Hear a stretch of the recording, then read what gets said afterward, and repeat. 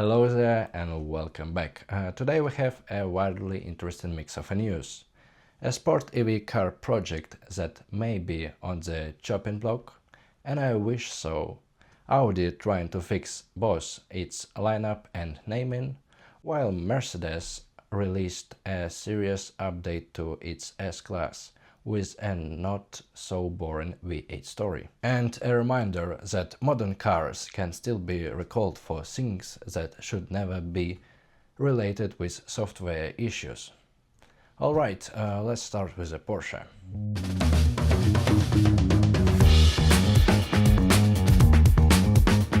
So, the report is pretty blunt. The electric 718 Boxster and Cayman may be at risk, with talks of delays and cost pressure.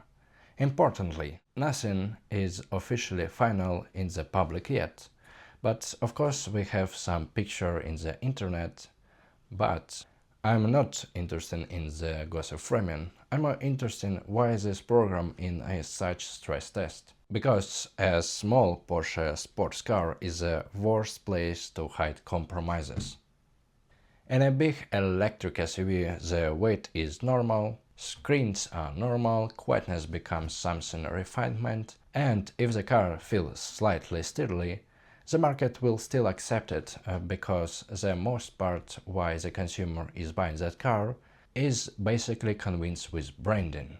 But Boxster and Cayman is a different story, because when you buy such cars, you're paying for a specific feeling, lightness, immediacy, a feeling when a car feels like it's connected to your hands and not to some menu. The moment the car gains a few hundred kilos, the whole identity shifts, and you cannot fix that with some acceleration numbers, because this is not why a buyer wants to buy that car.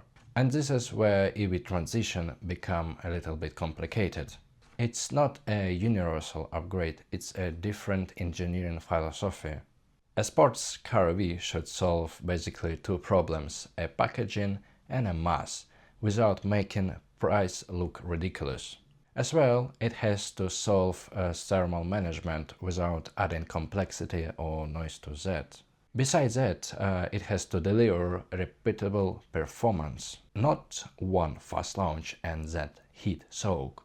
But Porsche has to do all of that while convincing the buyers that soul of the car is still there while it's not. That's a hard product brief even for Porsche. So when you hear that EV780 program can be reconsidered, it's not EVs are falling. The message is that the industry is discovering that some nameplates can survive on ideology alone. They survive on a product character. And if a character gets diluted, the customer didn't reward you for being the right. They just simply leave without any words. Now a quick but meaningful update from Audi. They have effectively confirmed that the RS5 will be plug-in hybrid, and it's expected in both liftback and wagon form. Audi has acknowledged that A4 to A5 naming has made some confusion. Here is the useful way to read it without turning it into corporate poetry. The RS5 is Audi choosing maximum flexibility. Plug-in hybrid is basically the middle passport drivetrain right now. You can sell it as a progress, you can meet regulatory talking points from different markets, and you don't force every buyer to go fully on a battery lifestyle. What's actually very great, because they do have choice, and maybe 50 or even more percent will go to gasoline options than electric. Of course, if they live only in city, they will do electric option.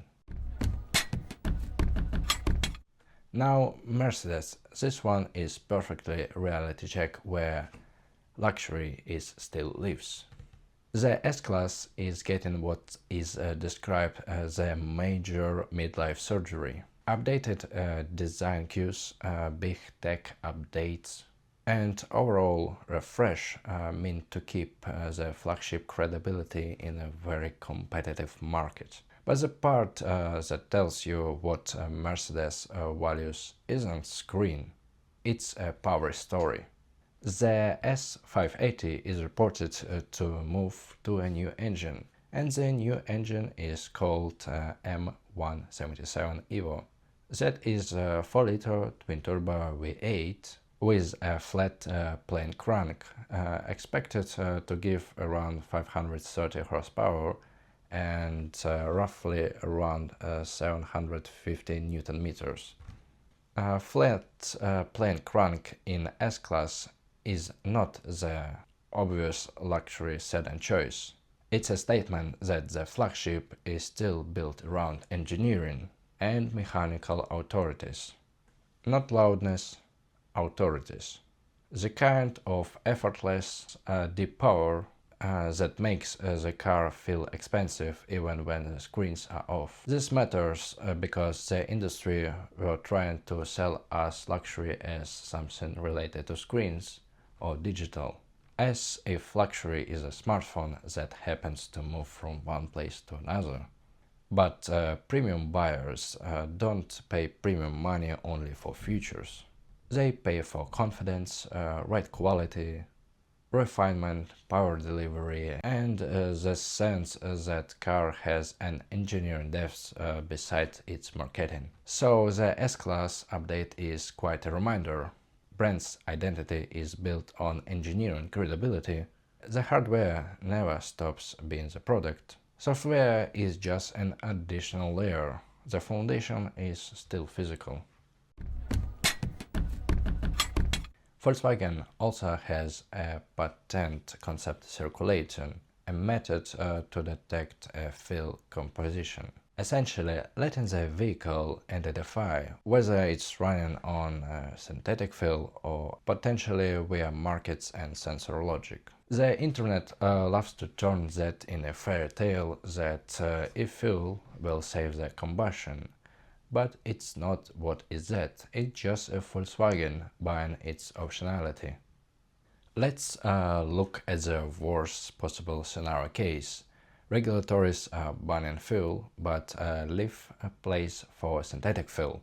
Then the enforcement problem becomes real immediately. I mean, how you will identify what inside the gas tank on a scale in daily life without making it through a big bureaucracy machine. A detection method that Volkswagen patented is an attempt to make that way enforceable.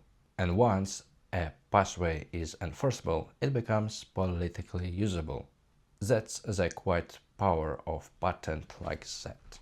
So the takeaway is not that e-fuel will replace EVs, but companies like Volkswagen creating some hedges just to make sure that if government will ban all gasoline engines, they will still have an option because they understood that one future way is the worst case scenario, because when they invested a lot of money just in electric cars and then in a few years they saw that they are losing so many monies, they started scratching their heads and thinking, oh, how do we return money that we spent on those electric cars?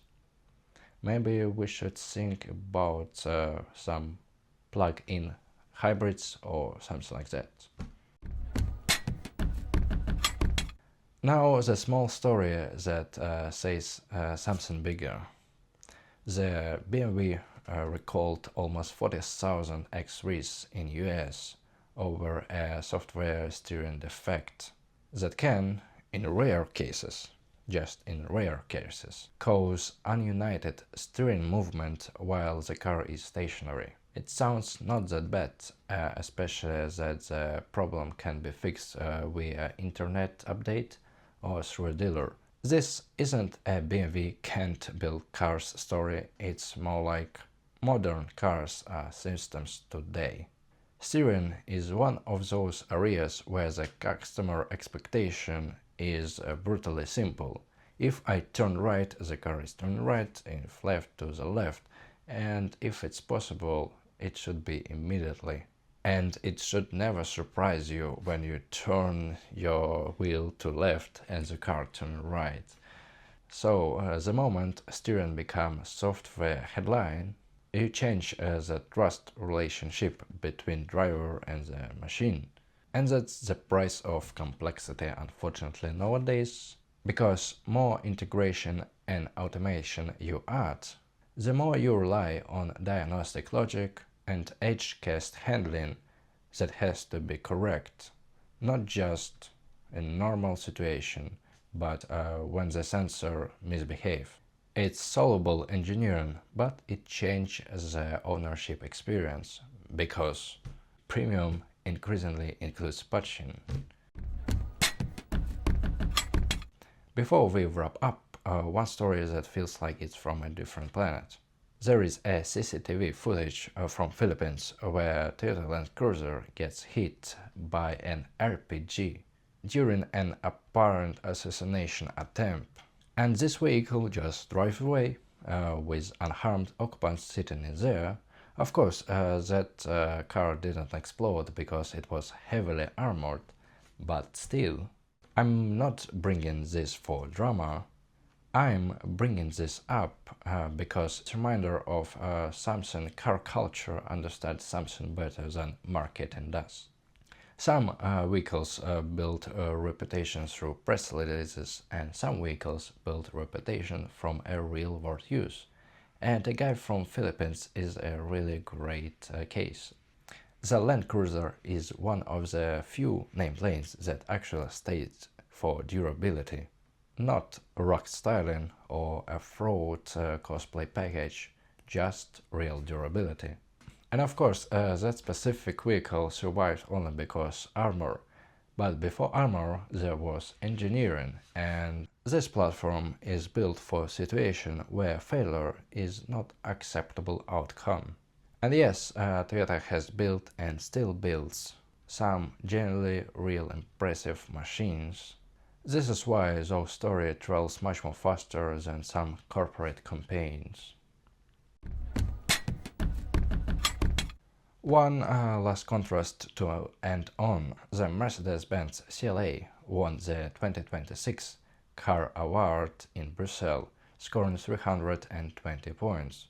Just to give who was before CLA, the top 5 in final was, of course, first place is CLA, second was Skoda Evrock, then Kia E4, then Citroën C5 Aircross, and last but not least is Fiat Grande Panda. The interesting historical moment is that Mercedes, last time they won this award was in 1974. It's almost 52 years ago, and they won that award with 450 SE and 450 SEL. So yeah, this is all news for today. Fewer grand promises, more quiet corrections. Anyway, I'm Hugo, drive safe and see you in the next video.